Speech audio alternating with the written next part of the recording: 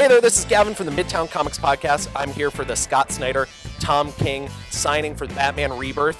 The line is already starting to pile up. The event is about to begin, and we just want to ask some people why they're here, what they love about Batman. So join us. All right, sir, your name is? Daniel. Daniel, nice to meet you. So what was your very first version of Batman? Ooh, it's probably the 1990s animated version. That's a good version. So now that you've seen, New 52 Batman and we're heading into Rebirth Batman, what about that excites you? Well, now we have this whole new character, Gotham, who's now challenging Batman on his own turf. And it's now going to be superpowers versus regular power, and it's going to be the whole debate of, can Batman truly save the city, or are they going to look to this new guy? What do you think about the Three Jokers? I'm curious. Nobody's brought it up yet. I wasn't happy at first, but I always give benefit of the doubt, so I'm going to hold my opinions to the side until I see what they do with it. What do you expect to see from Tom King? Well, I feel like Tom King is a very diverse writer. He can write he could write sci-fi in 1 month, he could write a war drama, and I feel like he could bring what Scott Snyder did was he made the Batman run really personal, and I think that Tom King can do that too. And also because he was a CIA agent, so he knows how it's like under pressure because Batman's like a soldier. Speaking of 75 years, what was your first introduction to Batman? The TV show, because... Which TV show? Because it could be the animated series, it could be the 60s. No, the 60s TV show, because I lived in Puerto Rico, so when I came over to New York in the summertime, it's the only thing that was on in the summer, and that's how I learned English. That's amazing. I love that story. So they established that that Thomas is not going to be a Robin exactly. How do you feel about that? Because he's clearly helping him out. I feel a little hesitant with that. I would want him to be a Robin because with what he's done in We Are Robin and in Robin War, he's stepped up from just being a part of the Robin group to Batman potential. We finished Scott Snyder's run and we've just started with Tom King's run. What do you hope for going forward in Tom King's Batman? Well, I've become a big fan of Tom King with the Vision series. I didn't read Omega Men. I just started Sheriff of Babylon. I'm hoping to be surprised. Scott Snyder's run definitely delivered on surprises. Something new, Mr. Bloom. I saw the solicits for that and I was like, it looked weird as a flower guy, but he made him scary, and I want Tom King to do something that doesn't seem what it might be, if that makes sense. Surprises. I want it to be a little scary, for there to be a little humor. I think he can pull it off. I really liked Rebirth and the one shot and the number one that he did with David Finch. So.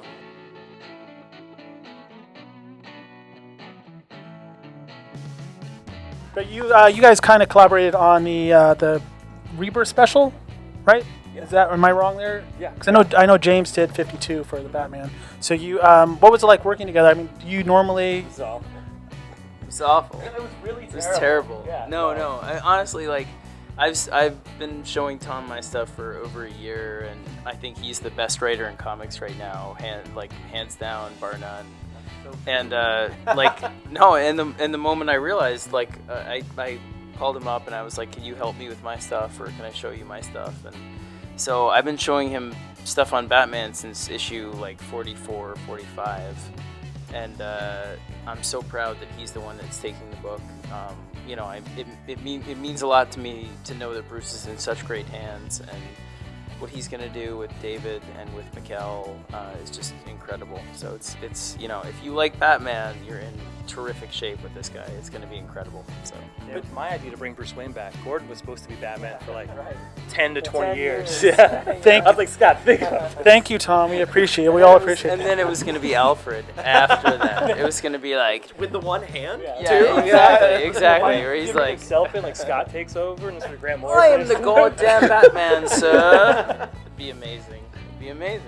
So when you took over Batman, you were essentially taking over Batman from ground zero.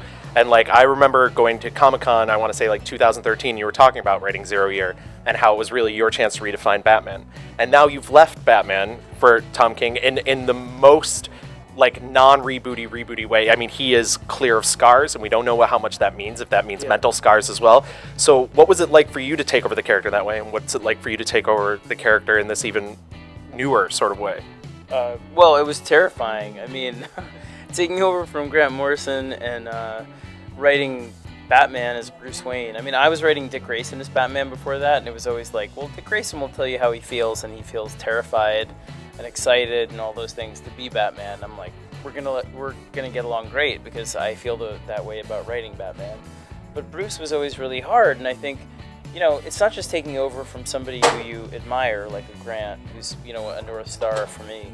But the character himself is so intimidating because there's so many great stories. And, you know, what I said to Tom, I think when he took over too, and I was talking to him about taking Batman, is that you have to write him like he's a creator-owned character. You have to be able to say, I'm going to do my Batman, and if no one likes it, that's okay. It's about things that matter to me, and I love the character, and hopefully it's baked into the DNA of my version. The things that everybody loves about this character, because if I take him left field or right field or wherever, I grew up with him, I love him, and so that sort of, those essential elements are going to be there no matter what. And, you know, it's again, like, it's always, if you stop and think about it, like I'm writing Batman, it's always like, you know, completely cripplingly paralyzing, where you're like, Yeah. So you're fine with that, right? Paralysis and Oh yeah, it really is like something. If you think about like, oh wow, this piece of dialogue is going to be in Batman's mouth, and people are going to read it with Batman's voice. You're like, so you just like, can't think of it that way. But yeah, to get back to your original question, yeah, I should say it's like cool and awesome and honor, but really scared and frightening and panic were like the most of the reactions I had. I mean, I went back and read a ton of Batman stuff. And I mean, the first thing that was the easiest to see was that the Snyder Capullo run is the best run in the history of the character in 75 years. It is. It's. I mean, I went back and, you know, I read. I mean, the Englehart Marshall stuff. I went back and read the Miller, the Moore. I'm telling you, it's the most consistently. kind of love how much like appreciation you guys have for each other. That's really impressive. Yeah, well, we're the only ones. That's why we have to keep each other up. It's just the storms of negativity from us.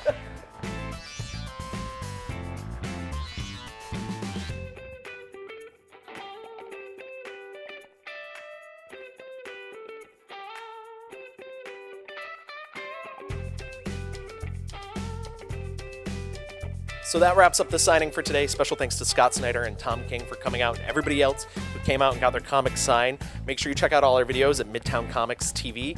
You can also buy all our comics, all these babies, back here at MidtownComics.com. And make sure you listen to our podcast, the Midtown Comics Podcast. You can find us on iTunes, Stitcher, or whatever podcast catcher you use.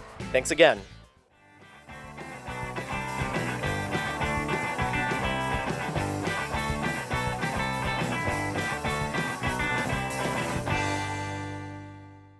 So Scott, this is your first time ever at the Midtown Comics Downtown store. What do you think of it? It is. I'm super nervous.